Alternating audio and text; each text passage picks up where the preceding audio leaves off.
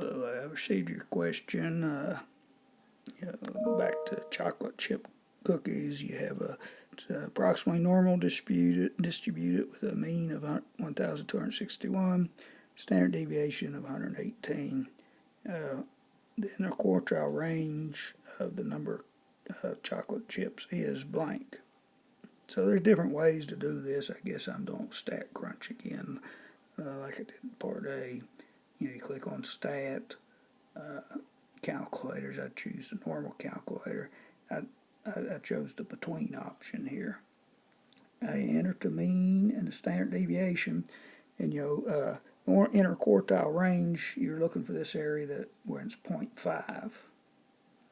So I put 0.5 and I click compute, and it gives me Q1 and Q3. Now you just need to subtract these two numbers, and that'll give you, I guess, the number of chocolate chips that you're after. Hope this helps.